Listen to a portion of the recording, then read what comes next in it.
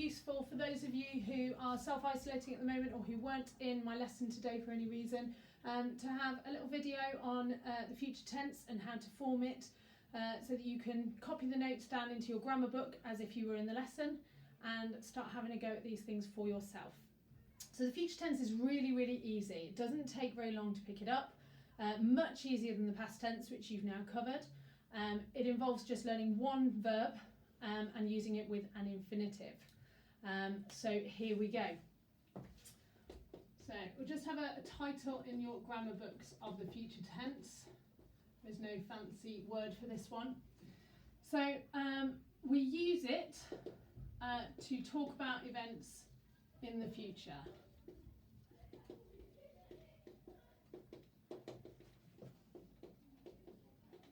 So for example, what will you do at the weekend? I will go to the cinema, I will play football, I will meet my friends in town. All those kind of sentences that you want to use when talking about what you're going to do next weekend effectively. The formation is really straightforward. You're basically using the part of the verb werden plus an infinitive at the end of the sentence. Okay, so on its own, the verb werden means to become. So you might use, in the current circumstances, would be quite apt. Ich werde krank. I'm becoming ill. Or I become ill. Okay, so it's really, really important that when you're trying to talk about the future tense, that you actually do remember to use that infinitive at the end of the sentence. Otherwise, you will completely change the meaning of what you're saying. So it's really important that you have the verb werden in second place and your infinitive at the end. But we'll talk about at the end how you can remember to do that. So our verb werden, you've got ich werde, du wirst, oder sie wird, wir werden, ihr werdet, and sie werden. So like any other irregular verb in the present tense, you can see that it's only irregular in the du and the er, sie, es form. Everything else is nice and regular there. Once you've got your parts of werden, you're going to put your other information in the middle, and then you're going to add your infinitive at the end. And by that we mean, for example, spielen, machen, hören, lesen, any of those verbs that we've looked at. Okay, so how does this look in a sentence? Well, relatively straightforward. Ich werde ins Kino gehen. Okay, so you've got your part of werden there, your ich werde, and you've got your infinitive at the end of the sentence. And your information is what goes in the middle there, just the same as it did in the perfect tense that we've already looked at. And that would translate to I will go to the cinema.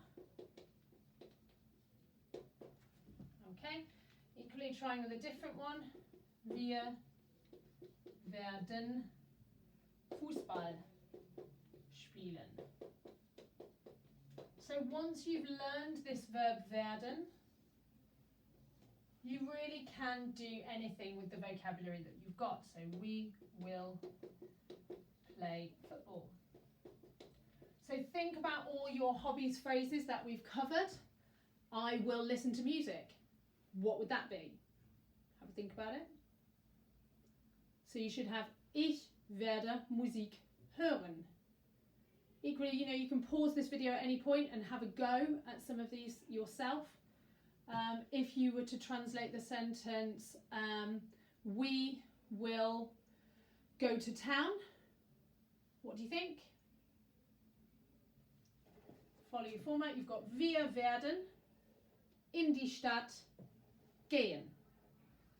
Okay. So just as we had ship to help us remember the word order for your perfect tense, We can use one for the future tense as well, and that is suis, or as some of my older students like to call it, Star Wars 2.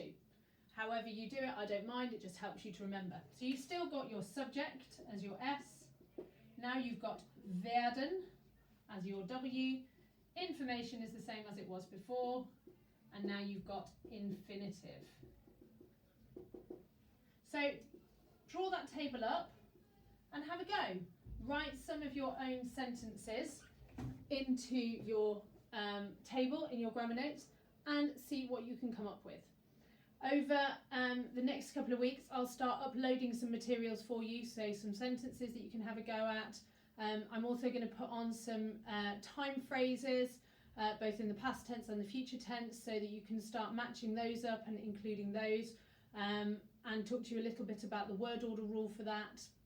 So there'll be plenty adding on to Microsoft Teams for you to start having a go at yourself, as well as if we're not here at all, you can start typing up your oral questions, sending them over to me, and I'll start correcting those online for you or electronically and send them back to you for you to learn. If you've got any questions on this or anything else that we've been looking at, particularly with the past tense, that's been a bit of a rush.